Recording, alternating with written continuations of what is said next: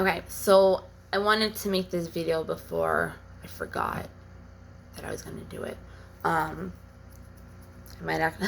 Sometimes I just say what I'm going to do in the video just so I don't forget. Because obviously you can see in my videos, I forget a lot. Yeah, so this is like an insecure thing. This is about saying no, being able to say no to somebody. A lot of people struggle with this. I definitely have in the past. I've come to more of being able to say no. Oops, sorry, Lily. But it is still hard, especially when it's somebody that, you love or, whatever. But it's pretty much putting their needs first before ours, which is not good. And believe me, I'm experiencing it right now with like emotional anorexia. So I don't eat. And it's not that I don't want to eat. It's not that I'm trying not to eat. It's just that nothing seems appealing that I want to eat. And I guess it's mixed with some emotional bullshit. So it's called emotional anorexia. Anyways, yeah, I've lost like 15 pounds, it looks like, in like 3 months. I don't know. Whatever. Like, my boobs aren't even big anymore. Like, whatever. Okay, so on to saying no. Saying no for people is a huge thing. And it's an insecure thing. If we say no, then, the person could not like us anymore. The person that we want to pursue might not like us anymore. You know what I mean? Like, it's kind of like a thing like that. Like, we feel like we need to be accepted, so we don't want to say no if somebody's asking us to do something for them because we want their approval and validation and acceptance and, all that. So it's like, okay, so I was with some friends tonight, and if you see this, one of the people I was with, do not get offended. Like, we already talked about this when I was with you, so whatever. I love you to death. Don't worry about it. I love you, love you, love you, love you. Anyways, okay, so my friend was saying how she was like asking, all right, my friend A was asking my friend B where all her alcohol was from the night before or whenever. And she's like, oh, it's all gone. Friend B said that. And friend A was like, how is it all gone? Because I guess she got a lot. And she's like, oh, this person was asking for some, this person was asking for some, this person took 2 of them, blah, blah, blah, blah, blah. And they were mainly all guys' names. So then my friend C jumps in and she goes, well, yeah, because you can't say no to guys. Like, if it's a guy, you're gonna say yes to them. I mean, yeah, you're not gonna say no to them. So I'm not putting her down at all for that, but as girls, we tend to do that, especially with the guy that we want to like us. And I'm not saying that she wanted all these guys to like her. I'm not saying that at all. But with girls, sometimes it is harder for us to say no to guys if we don't have respect for ourselves, or we are insecure because we want them to accept us, or, all that.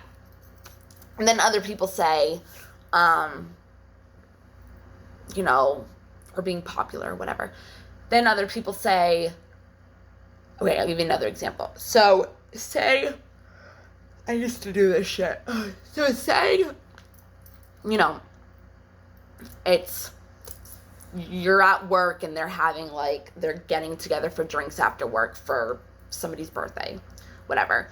But you're in college or you're in school or whatever, and you have a test the next day that you have to study for and be up early in the morning. So you don't want to go because you have priorities. You know that you have needs that you need to fulfill for yourself and your future. But you can't say no.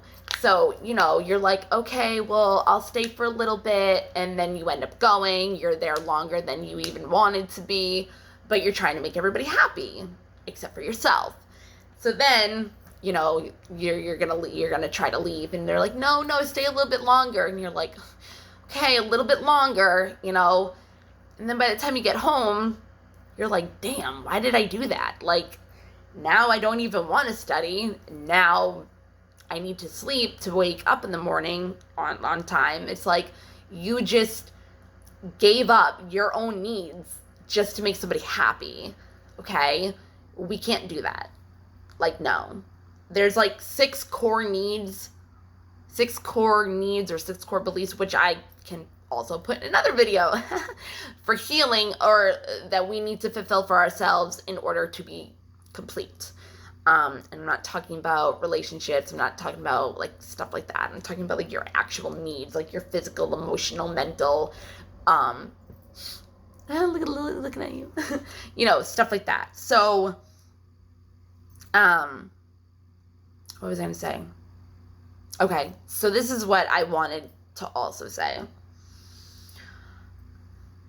I used to have I want to say this first. So people always say like, oh, you need to put this like people first, blah, blah, blah, da, da, da, da, blah, blah, blah. And it's like, or you're selfish if you don't take care of yourself first. Like if you put yourself first, it's apparently selfish. Who fucking cares? Be fucking selfish. If they want to consider that being selfish, that you need to take care of yourself because it's your life, and like it's you. Like I don't get it. Like, how are you being?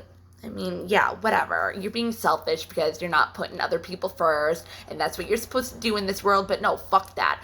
I don't even put my kid first anymore, because if I'm not okay and my needs aren't met, how am I going to meet his?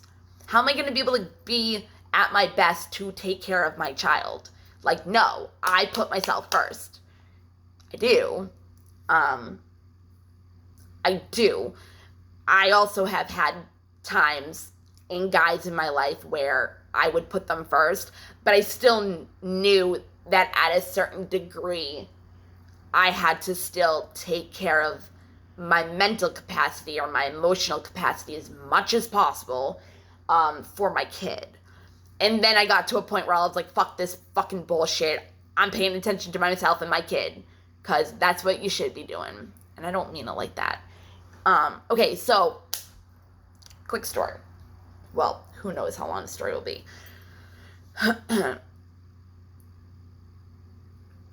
When I was in a relationship with my son's father for 12 years, if I didn't break up with him last year, it would have been 13 years in May.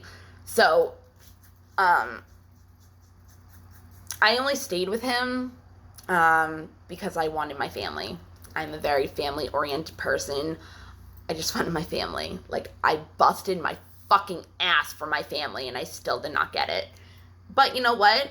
It's better that way, because I was making thousands and thousands of dollars, and because of his addiction and how bad it was, I was just getting by with my bills. I was just getting by with food. I was just getting by with feeding the dog and just getting by with everything. And I was making thousands and thousands of dollars every month. Like, it made no freaking...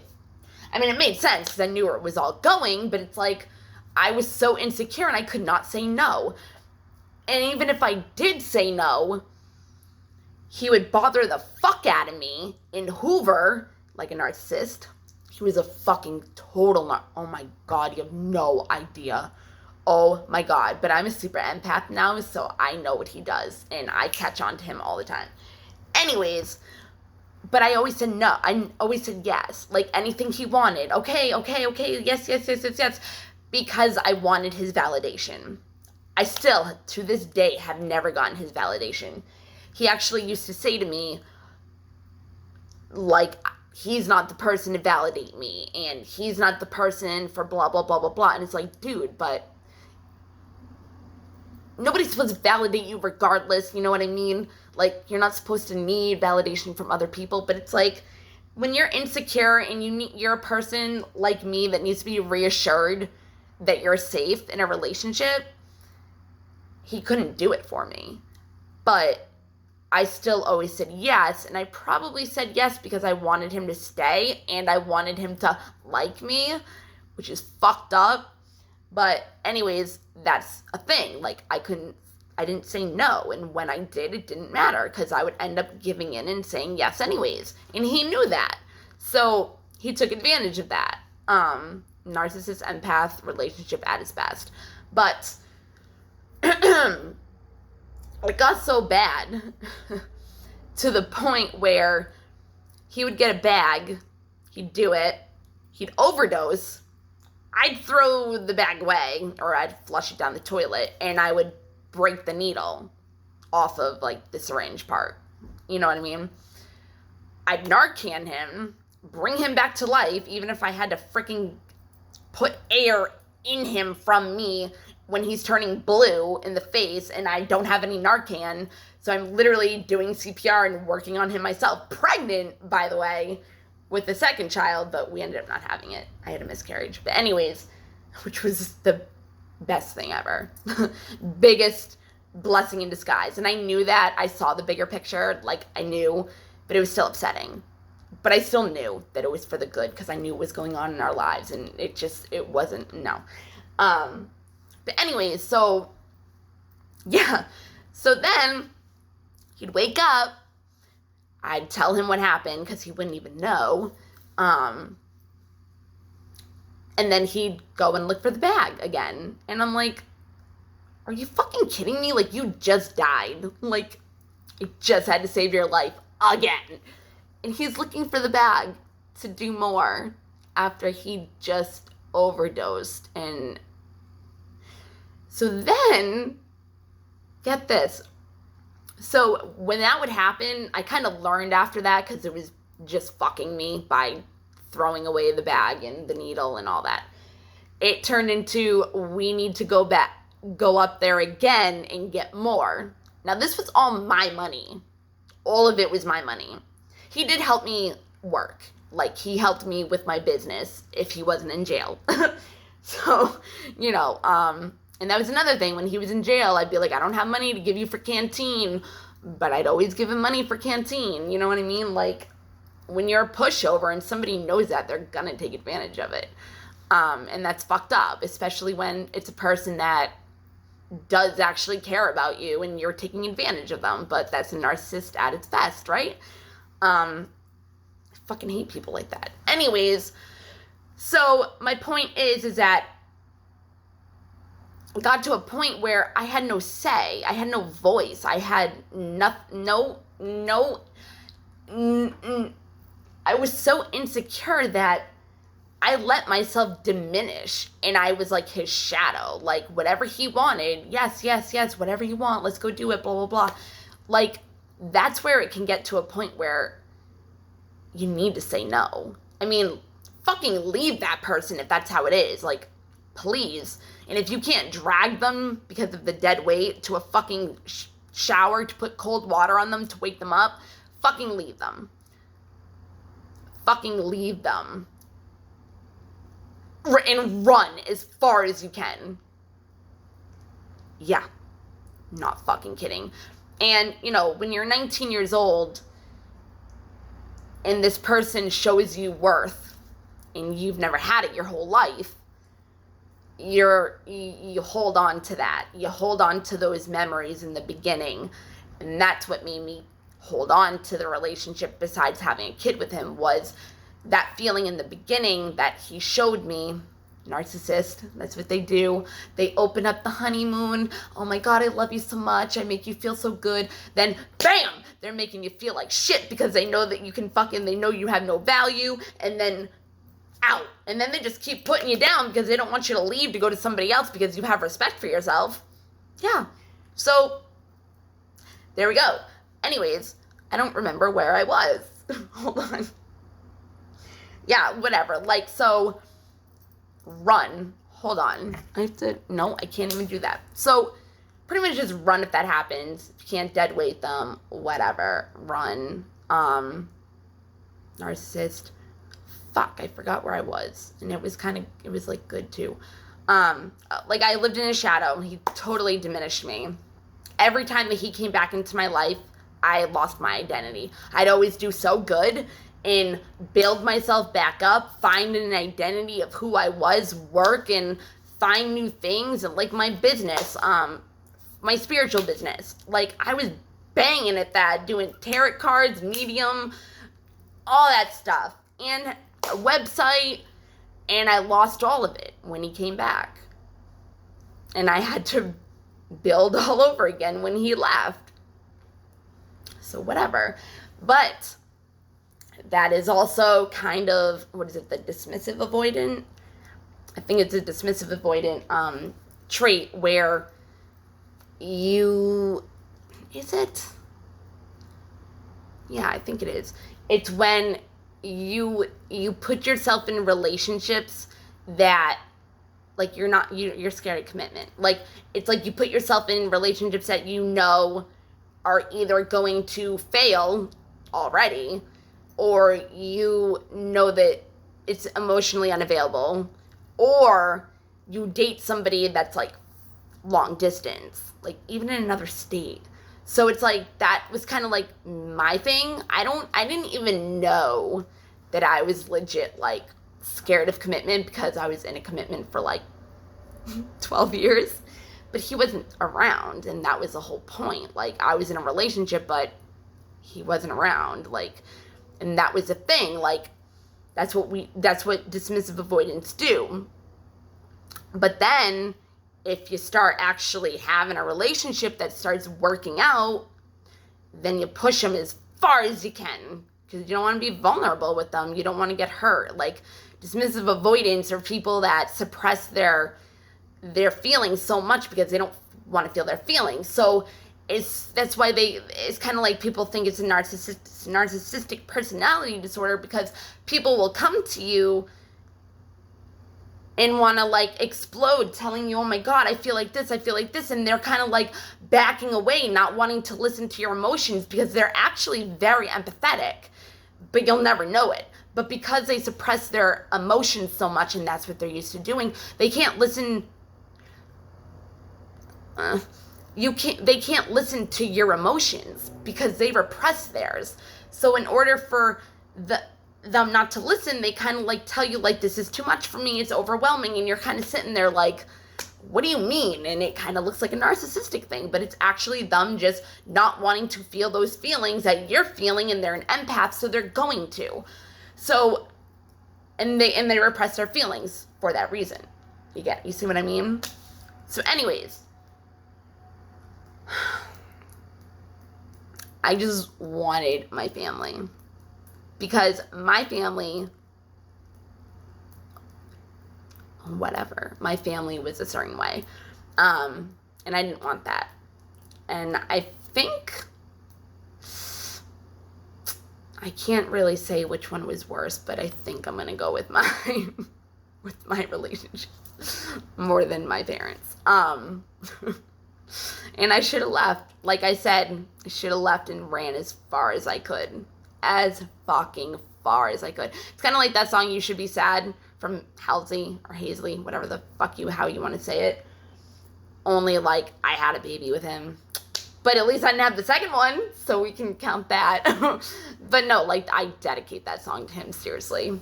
Well, whatever.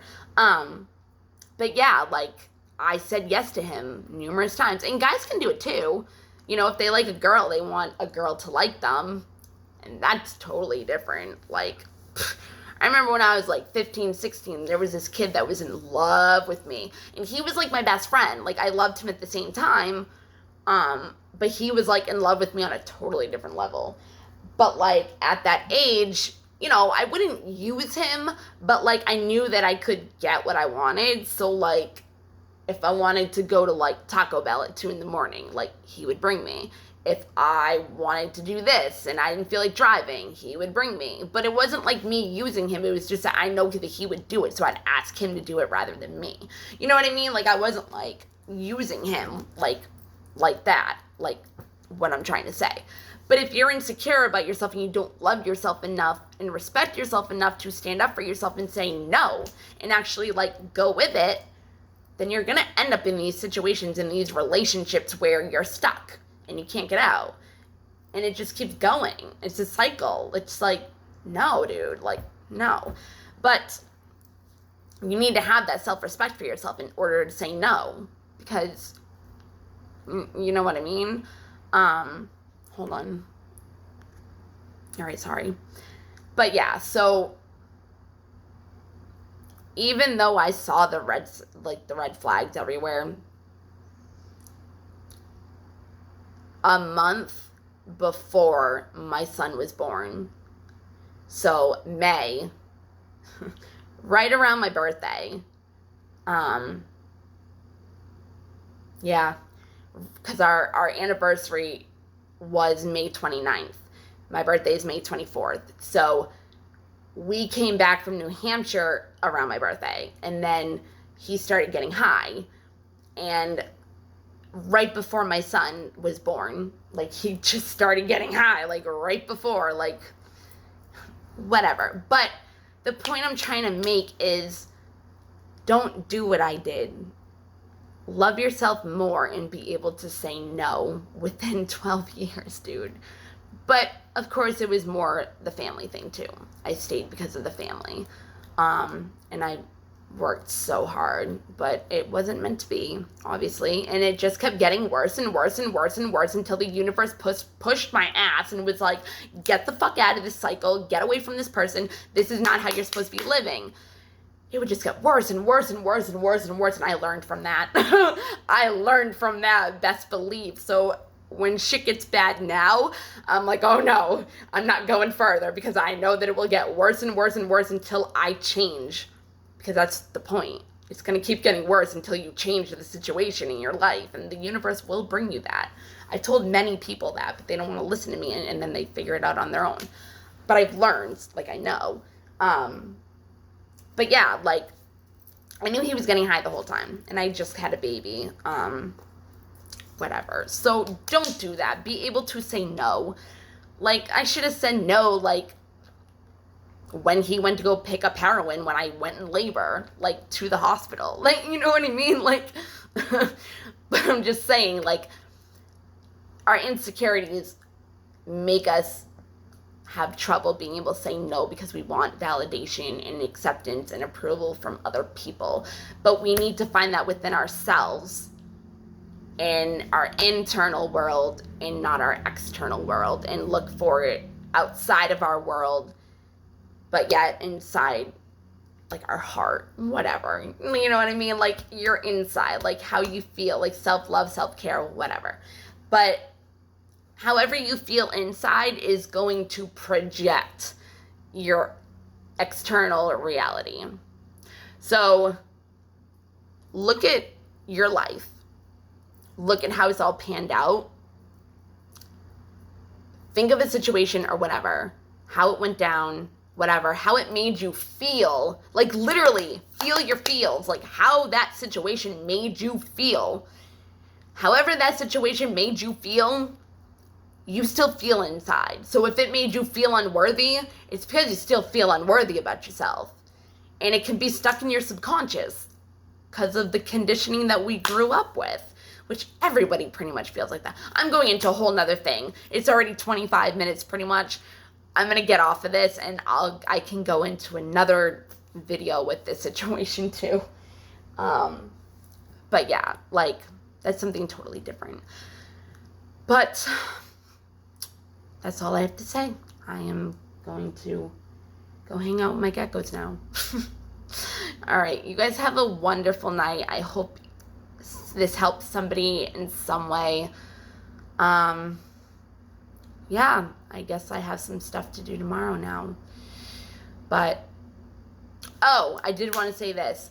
You know, the red flags are when you and your boyfriend first start dating at 19, and he dedicates songs to you, and your songs are Kim from Eminem and, what is it? The song that goes, I love you, I hate you, I love you, you made me, hate me, gave me, it's from Hollywood Undead. I forget. But pretty much it's a song about not good things. Like, hate me, save me. Black Dahlia, that's what it is. But like those were our songs. Like no love songs. It was all I'm gonna kill you songs. So that's how our relationship turned out to be. You know what I mean? And that's how sex turned into pain. It was not really love. It was more of rough, choking, hitting, you know, just pain. Like sex was pain, pretty much, in that situation. You know, of course I still like pain during sex. That's not gonna go away. But it is nice to feel loved at the same time. And I don't mean feel loved as in use sex as your way to feel loved. I mean actually being in the moment with somebody and feeling loved by the motions and how, you know, it's happening, the rhythm between you and that person. But, you know, it's getting spanked and whatever. Like, okay, I'm getting the fuck off of this now. I will see you guys tomorrow, probably. All right? You have a great night. Bye.